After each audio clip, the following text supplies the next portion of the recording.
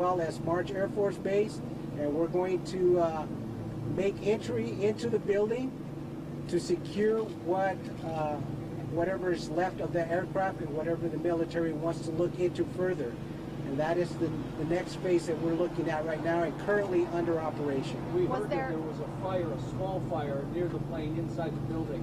Did your people deal with that at all, or you never entered the building? The building itself is a sprinkler building, and it's my understanding that the sprinkler system went off and most of that fire was contained by the sprinkler system. We did make entry. Again, it's a search and rescue type incident. We looked for any occupants that were inside that were not evacuated, and we helped make sure that those people were evacuated. So we did a search and rescue to make sure everybody was out of the building. Can you confirm if there was any ammunition or bombs on board? How did that impact your ability to fight the fire? Was that make it extra difficult? How did that affect you? To my knowledge, there wasn't a large fire. Again, the building is sprinklered, so most of that was contained. Any questions that have to do with the military aircraft itself, you would have to ask the military for. Were you told that there was ordnance on board? I mean, I heard a military guy address it at your command post. I don't know if there was military ordnance on the actual aircraft itself or not. Again, my part is to speak on what the fire department is doing, anything that has to do with the military, the aircraft itself, its mission, those things that you can address to the military themselves. What sort of injuries did they suffer? In case there might have been something with that plane, I mean, you guys have to be very careful. What precautions do you follow? Yes, we need to be very, very safety. We need to take the precautions necessary. So obviously, once we search a building and once we evacuate anybody there, we want to also set up a safety zone for us. So that's where the perimeter came in of the evacuation area. As you notice, those of you that were here earlier, most of the media was up close to the meridian in the area of the impact. So once we determined what we were dealing with, we increased that.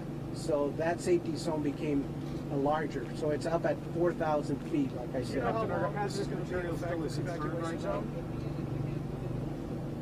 The actual incident itself is still viable, so anything that may be in there is of concern, obviously not just to us, but to the military.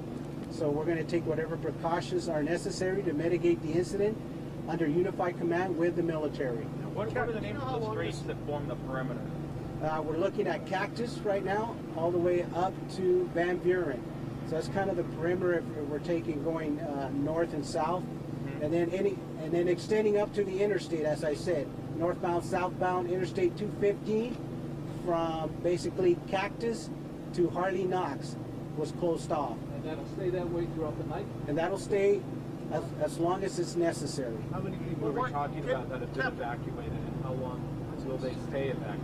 I don't know the number of people that were evacuated from the business community itself here. I don't have actual numbers, but it'll remain closed as long as this operation continues. Captain, What are you guys doing to assist the military right now? Evacuation. What are you guys doing to assist the military right now? Basically, what we're doing to assist them is, at this point, we are going to make entry to the building. That is obviously a unified command operation with the military. So their people will be also part of that entry. Captain, you said that you assessed the threat of that, and you decided to double the evacuation zone. What exactly is the threat that is posed? Well, as long as we have an aircraft in the building, I don't know what it contains. We don't know at this point. And I'm not going to speculate or mention that. Like I said, you'll need to ask the military on that. But again, it's an aircraft, an F-16 military aircraft that went down. So we're going to take the necessary precautions to make sure that we act in the best course of safety for the public as well as ours. How dangerous is the threat that you're looking at now in the next couple of hours? Once again, as long as that aircraft is there, we consider that a viable and dangerous area, so we're taking the precautions necessary. Did your department transport the pilot? Not to my knowledge, that pilot landed in the March Air Force Base area. And what's in his the base condition? itself. Did you guys treat him or examine him? And what did you see? I don't know any information about the pilot himself because he landed outside of this area. So I don't know if the military treated him and actually took care of that pilot. Do you have any updated information on the injured that were inside the building? No, other than there were minor injuries, again, as a result of the impact of the aircraft into the building. We went ahead and deconned those people because they were exposed to that aircraft when it landed. It was debris from the impact itself. They were minor, and we just went ahead and had them transported to a local How many did you hospital. transport? 12. You transported all 12? All 12. And when you say decon, what do you mean? What did you guys do? Basically hose them down.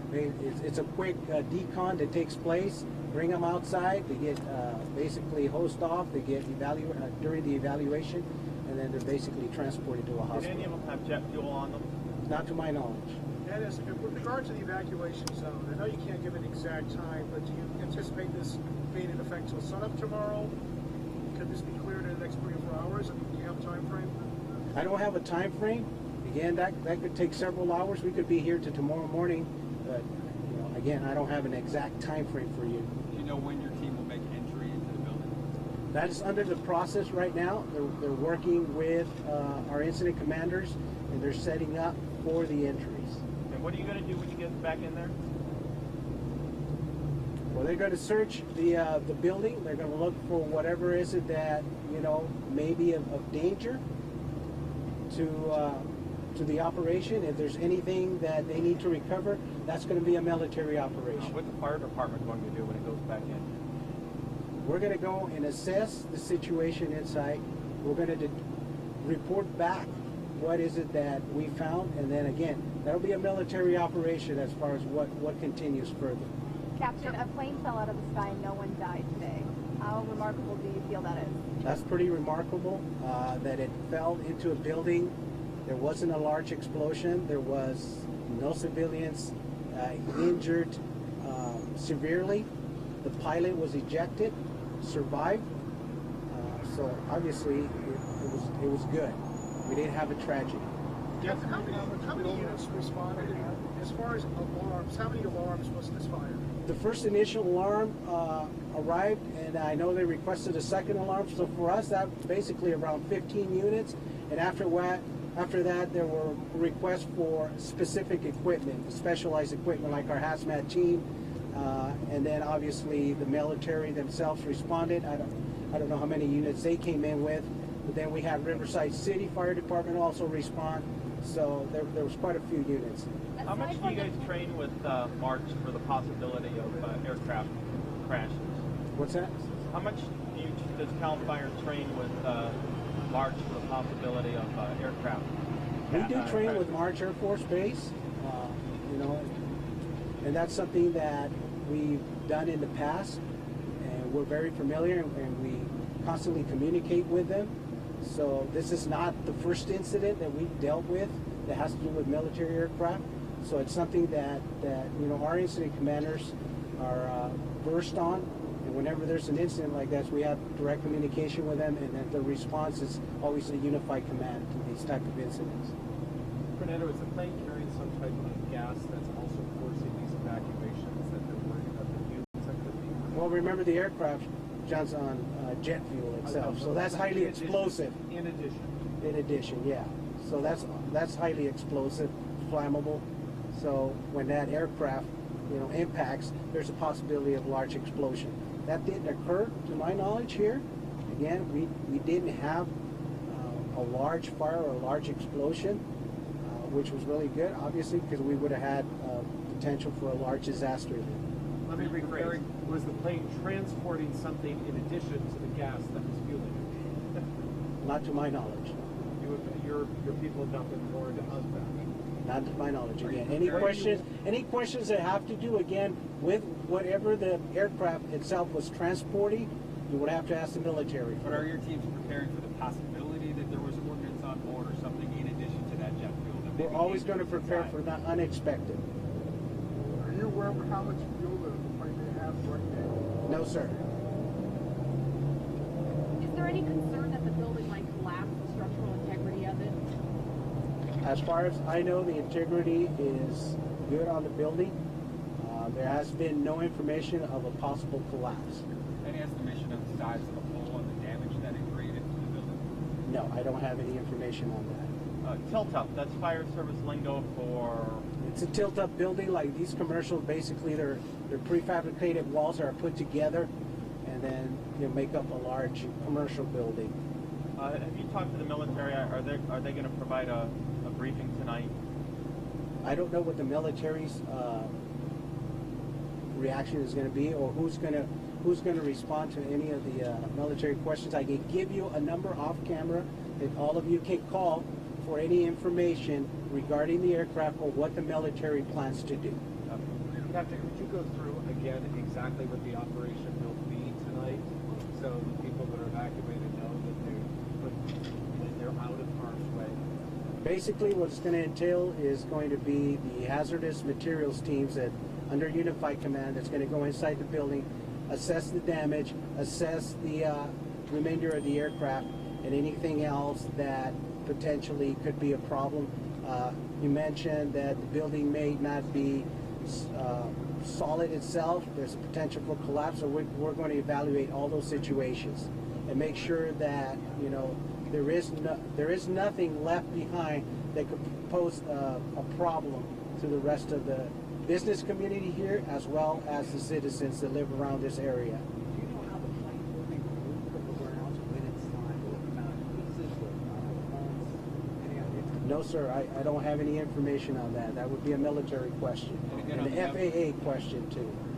Is it possible that the evacuation area that we have right now could possibly widen depending on what you find when you're inside of that building?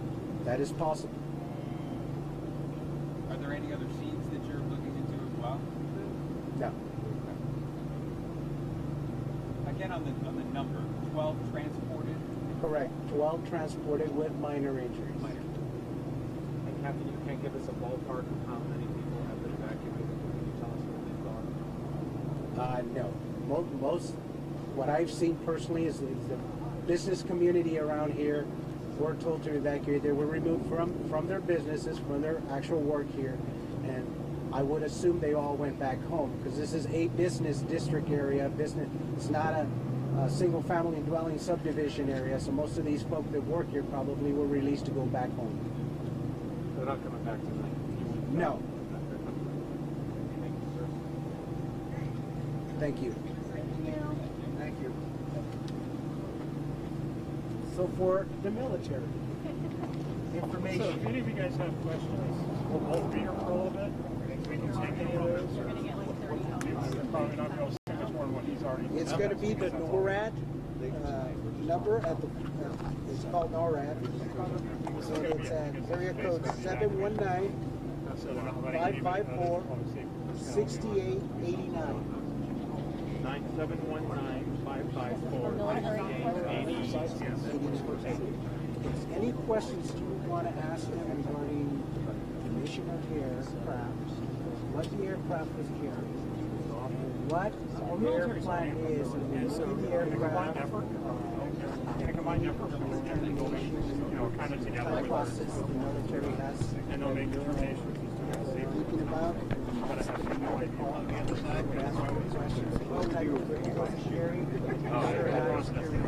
That process takes